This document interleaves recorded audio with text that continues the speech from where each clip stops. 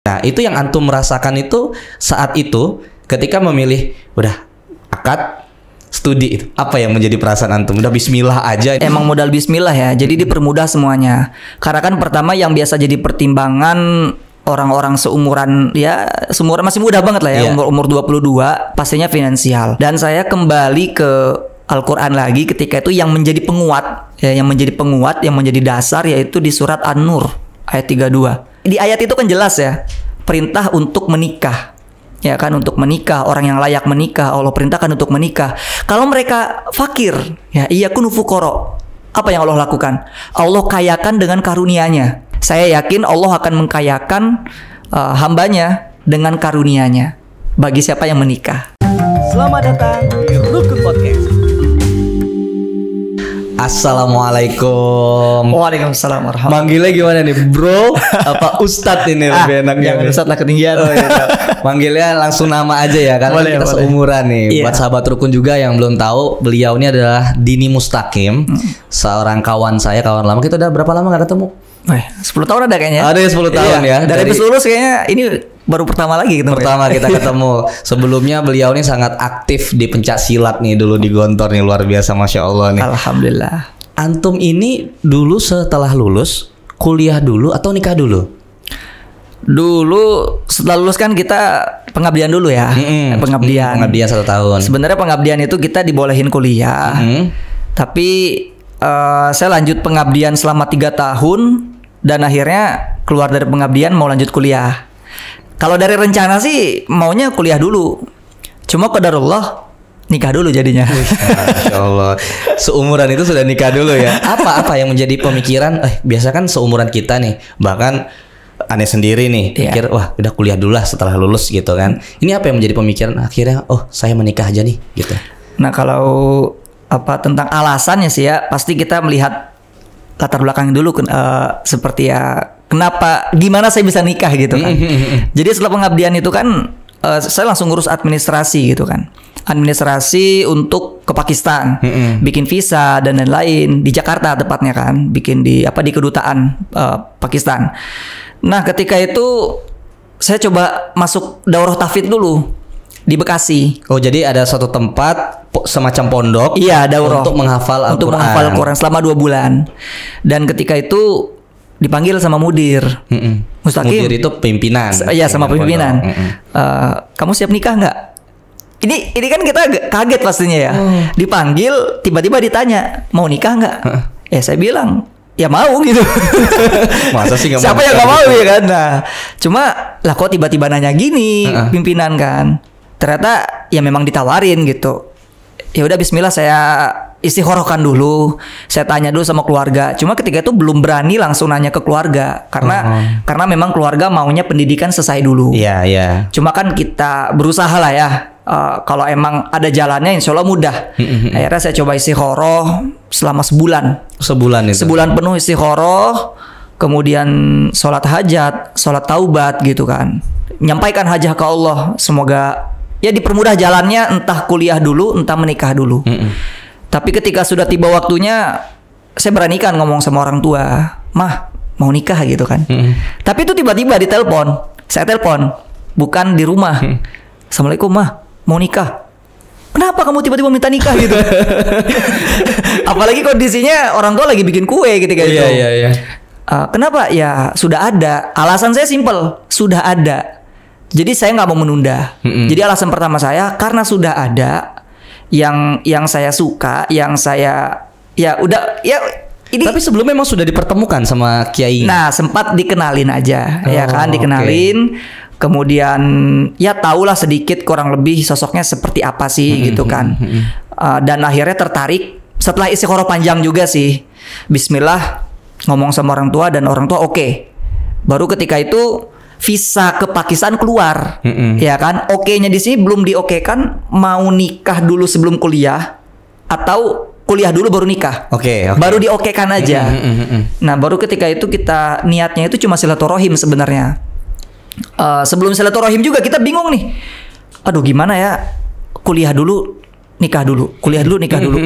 Ya udah minimal silaturahim kata orang tua. Minimal silaturahim kita kenal sama keluarganya. Berarti gitu. orang tua menyambut baik itu. Menyambut baik. Ya, akhirnya kalau nggak salah tanggal 4 Januari ya. 4 Januari kita datang. Tahun berapa itu? 2017. Iya. Kita datang ke Jakarta, ke Bekasi. Bekasi dari Bengkulu. Dari Bengkulu. Ke Bekasi. Itu niatnya silaturahim, bukan melamar. Tapi qadarullah, orang tuanya minta disegerakan. Akhirnya bukan 4 Januari, maaf, 4 Februari. 4 Februari. Iya, akhirnya tanggal 26 Februari langsung akad. Masya Allah.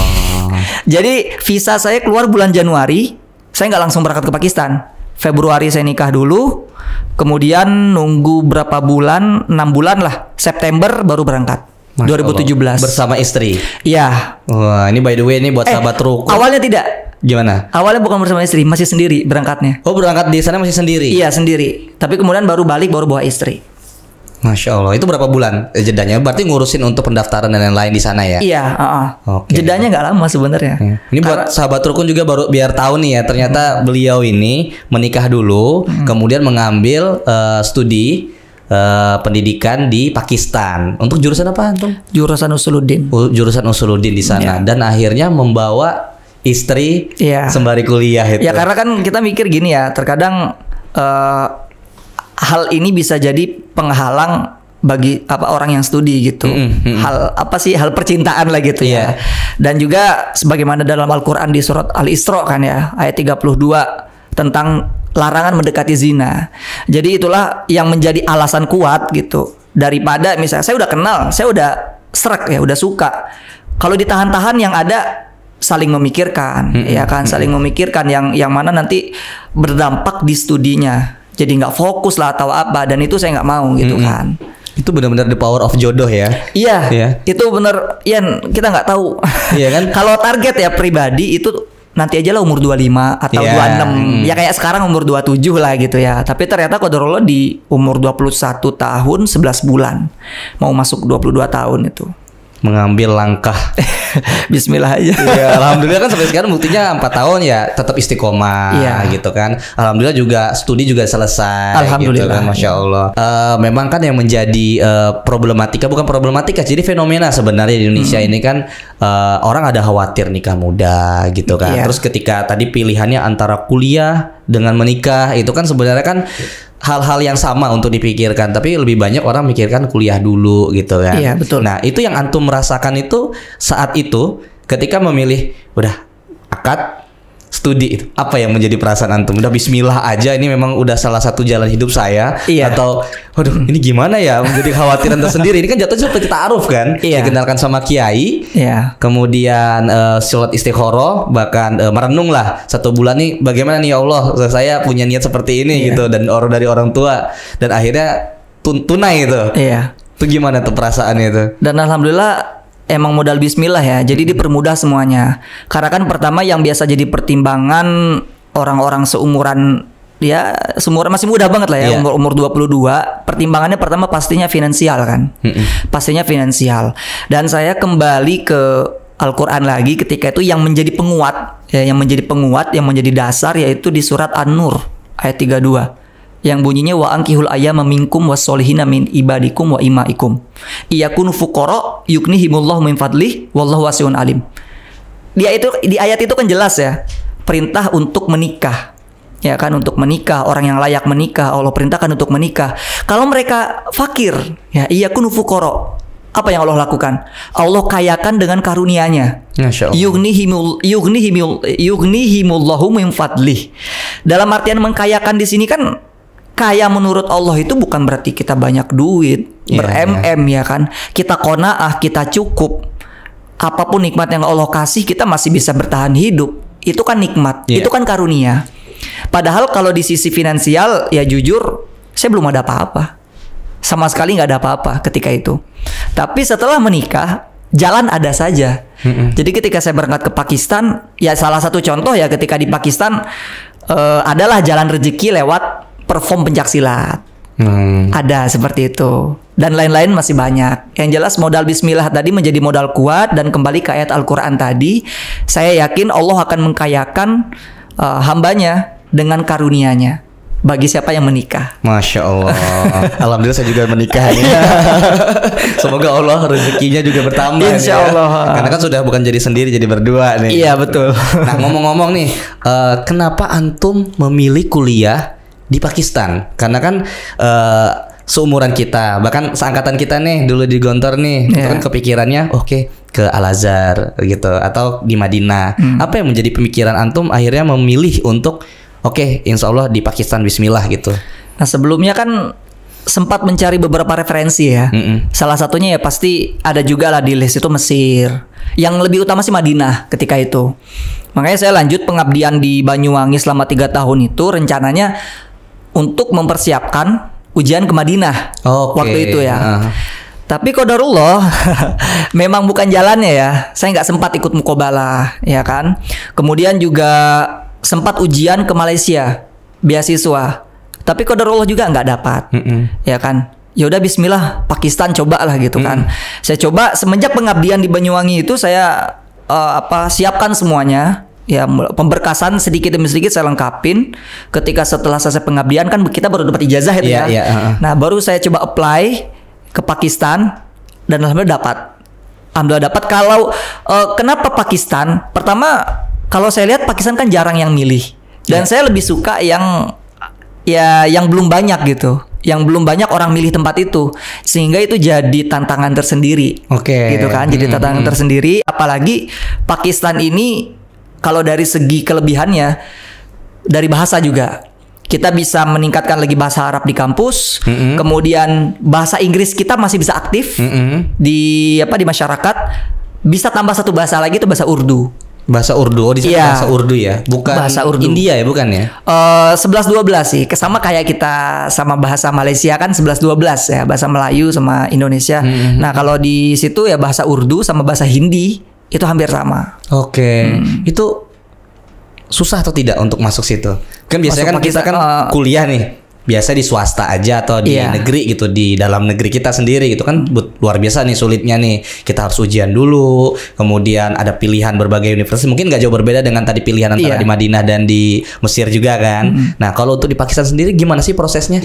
Prosesnya bisa dibilang lebih mudah ya daripada kita masuk perguruan tinggi di Indonesia. Karena kalau ya saya kurang paham ya di Indonesia, tapi kan sejauh yang saya tahu kayak ikut SBMPTN atau apalah itu ya banyak juga yang gagal. Nah sedangkan untuk ke Pakistan sendiri, jadi di Pakistan itu ada namanya komisi pendidikan tinggi, Higher Education Commission, yang mana itu yang menaungi semua pendidikan beserta sistem-sistemnya yang ada di Pakistan. Jadi kita yang orang luar negeri, orang luar Pakistan yang mau ke Pakistan itu harus dapat surat dari HEC namanya, HEC, Higher Education Commission. Nah, untuk pendaftarannya sendiri itu kan melalui teman-teman PPMI. Perhimpunan pelajar mahasiswa di Pakistan. Nah, kita melalui PPMI, kemudian nanti panitia dari PPMI yang memforward berkasnya ke kampus. Jadi memang tetap bantuan lewat PPMI ya? Lewat PPMI. Nanti setelah misalnya keluar calling letter dari kampus akan diinfokan. Kemudian nunggu lagi surat dari Higher Education Commission. Kalau sudah dapat 2 surat ini, calling letter dan HEC, kita baru bisa bikin visa. Dan sekarang lebih enak bikin visanya. Kalau dulu kan offline, harus ke Jakarta, di Mega Kuningan. Sedangkan sekarang kita cukup lewat online. Jadi ibaratnya pendaftarannya itu berkas-berkas, kemudian pemberkasan juga untuk menguruskan visa, bisa langsung berangkat? Bisa langsung berangkat. Kalau jarak waktunya mungkin kurang lebih 3 bulan, 3-6 bulan. Ada ujiannya nggak itu? Nah kalau ujian tidak ada ujian masuk, adanya ujian bahasa. Bahasanya ujian bahasa Arab untuk yang ngambil jurusan agama. Jadi kalau ya seperti saya kan ngambil Usuluddin, jadi ketika tiba di situ kita langsung urus administrasi, kemudian diadakan ujian bahasa Arab. Tujuannya supaya tahu level bahasa Arab kita di mana. Untuk memudahkan juga untuk lihat. Iya, kalau level kita mungkin masih di bawah banget, nanti dimasukin kelas bahasa dulu, kelas ibtida sebelum berangkat. Di situ, di sana. Di situ, ya di kampus langsung. Kelas ibtida atau ibtidai itu kurang lebih 1 semester, 3-4 bulan. Baru nanti naik lagi ke mutawasid.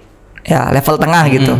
Nanti baru naik lagi ke level mutakodim yang paling atas, baru bisa masuk ke perkuliahan. Jadi tetap ada bimbingan dari kampus ada bimbingan juga dulu. Ya, untuk jadi yang bahasa mungkin kan kalau misalnya antum bahasa Arabnya udah canggih nih. Nah, atau buat sahabat rukun yang ternyata baru mau kuliah dan tidak punya background pendidikan Bisa. Islam atau memang baru pengen memperdalam terkait belajar agama di Pakistan, tapi ya background bahasanya tidak ada. Itu gimana? Itu tetap bisa itu lewat tetap bisa. Jadi mau kita misalnya lulusan SMA atau bahkan pakai C sekalipun, itu bisa. Karena kan kita cukup menerjemahkan berkas-berkas kita ke bahasa Inggris untuk di forward ke kampus melalui PPMI tadi. Kemudian nanti kita sudah diterima berangkat ke situ. Kalau ujian bahasa kita belum bisa, ya sudah kita belajar bahasa dulu dari nol. Tapi kalau yang jurusan umum itu ada juga ujian bahasa tapi bahasa Inggris. Oke. Iya. Memang bahasa Arab dikhususkan untuk Jurusan terkait Islam. mengambil jurusan Islam. Iya. Kalau yang umum ini bahasa Inggrisnya juga ada nih. Bahasa Inggris ya. Oke. Seperti ekonomi ya kan, Itu atau juga ada bimbingan juga belajar bahasa Inggris. ada juga. Oke. Tapi biasanya langsung sih. Karena kebanyakan kan teman-teman yang ke situ ada background bahasa Inggris. Jadi walaupun ya setidaknya bisa speaking, kemudian bisa listening, ya itu cukup gitu. Ya karena cukup umum lah ya kalau belajar bahasa Iya. Inggris kan dari kita SD juga sudah mulai Iya. belajar gitu ya. Kan kecuali kalau spesifikasinya udah bahasa Arab Iya. gitu. Karena kan nggak banyak, bahkan di sekolah umum juga nggak belajar bahasa Arab nih, paling cuman 1 atau 2 gitu. Iya, betul. Itu adik saya juga kan di SMK nih. Kalau berarti kalau untuk masuk sana punya kesempatan juga yang besar Punya, ya. siapapun punya kesempatan. Oke, karena belajar bahasanya pun ada bimbingannya juga. Ada bimbingan di sana. dulu di situ. Itu antum ngambil jurusan apa di sana? Di situ ngambil Usuluddin. Kenapa ngambil Usuluddin? Karena memang dari awal mondok ya emang tertariknya akan terus di jurusan agama. Oh. Ya, dan memang ya pengen mendalami lebih lah. Di pondok kan kita baru dapat dasar ya Iya. kan. Otomatis untuk pengembangannya di perguruan tinggi maupun di luar itu kan ya seperti halakoh kan di situ banyak juga.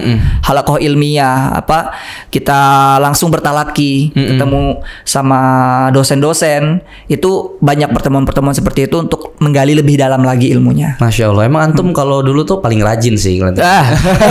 Paling rajin buka silat ya. Nanti kita bisa bahas. Iya, betul. Nah itu soal pendidikan di Pakistan gimana itu? Kalau pendidikan di situ agak sedikit beda ya dari Indonesia, karena pendidikan di situ sudah bisa dimulai dari 3 tahun.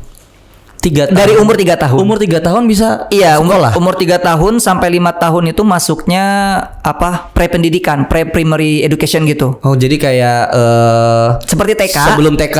Sebelum TK jadinya. Dan kemudian baru kan masuk di umur 6 dan seterusnya itu istilah kata tingkat SD-nya itu cuma 5 tahun. Oh. Kelas 1 sampai 5. Baru nanti SMP SMA-nya itu ada higher education-nya itu dari kelas 6 7 8 itu level 1-nya istilah kata ya. Level 2-nya 9 10, level 3-nya 11 12 baru lulus. Oh jadi justru menambahnya di ini ya, di SMP SMA. Di SMP SMA-nya. Di SMP SMA-nya jadi 7 tahun ya berarti. Dari 6 sampai 12 iya. Tapi rata-rata mereka lulus SMA-nya di umur 17 tahun. Jadi kita di kampus biasa teman sekelas itu masih 17 tahun kan. Sedangkan teman-teman Indonesia kebanyakan yang ke situ minimal 19 20. Iya. Bahkan saya sendiri kan 22. Iya. Jadi teman sekelas saya itu yang masih 17 tahun. Cuma mukanya udah lebih. Oh gitu ya. Jadi udah antum pede ya. Oh saya tetap bisa umuran nih. Bahkan kita dikira mereka nggak percaya kalau kita umurnya udah 22. Nggak percaya mereka. Mereka kira kita masih 15 mungkin. Masih lebih awet muda gitu. Bisa. Nah itu yang dari Indonesia satu angkatan ada berapa orang? Satu angkatan aja. Satu angkatan. Macam-macam. Kadang ada yang satu keberangkatan dia 30 orang, kadang ada yang cuma 15, macam-macam. Tapi yang jelas kalau keseluruhan sekarang mahasiswa Indonesia di Pakistan kisaran 290, hampir 300 totalnya. Kalau seangkatan karena tidak ada batasan ya. Iya betul. Secara kuota tidak ada batasan. Jadi misalnya yang keterima 50 ya udah 50 berangkat. Atau yang keterima lebih dari itu berangkat tetap. Kuotanya ditentukan? Kuotanya tidak ada yang menentukan. Oh, jadi memang kalau ketika ada yang daftar misalnya 50, ya 50 iya. bisa. Atau tiba-tiba ada yang daftar 100 tapi kebijakannya 90, berarti ya 90 yang berangkat. Iya, tapi tetap ada persentase seperti maksud saya kayak untuk peluang lulus 90% lah. 10%-nya itu hal-hal tak terduga, tak terduga. Karena kadang sering ada orang yang apply misalnya bulan ini, udah lama nggak keluar itu surat panggilan. Yang apply bulan depan atau bulan depannya lagi sudah ada panggilan. Udah dapat panggilan. Oh. Nah, entah yang pertama ini ada proses, entah berkasnya hilang atau apa, itu ada aja hal-hal seperti itu. Makanya kita sering dikasih tahu sama teman-teman panitia itu banyak doa. Ke Pakistan itu banyak doa. Karena kadang mudah, kadang sulit gitu.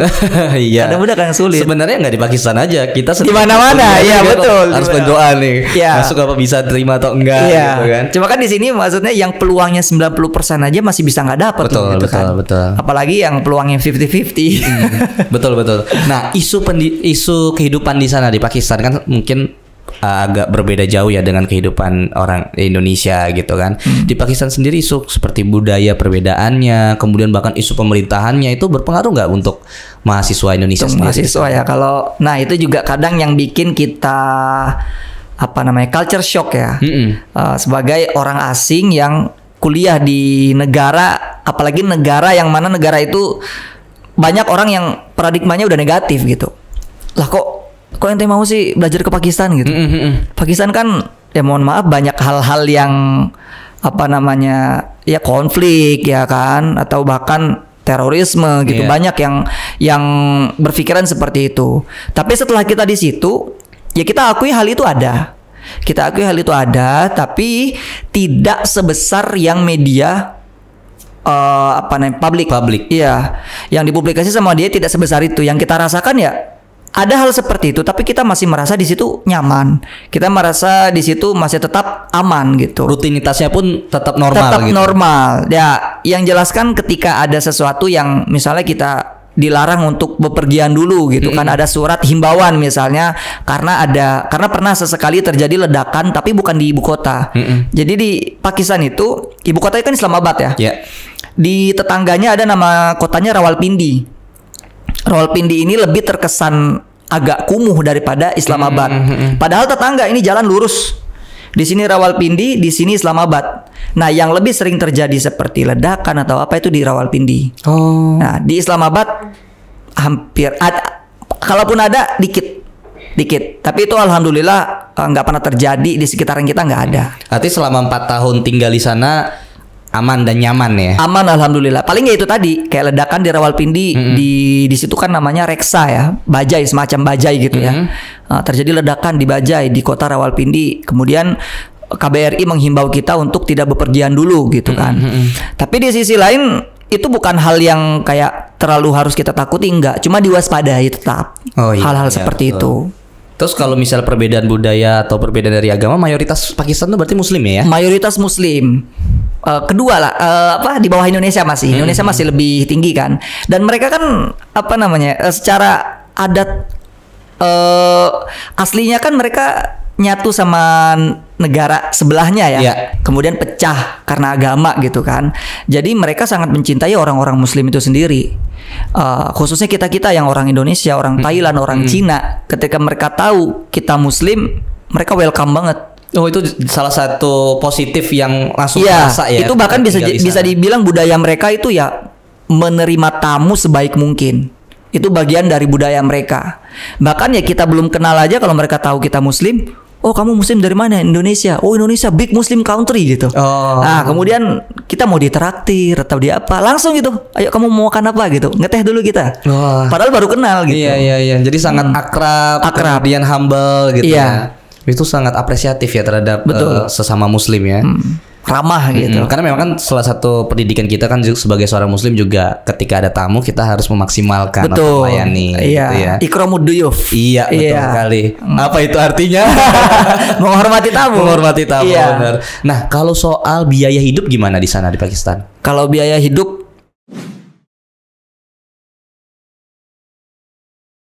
kalau biaya kuliah murah juga.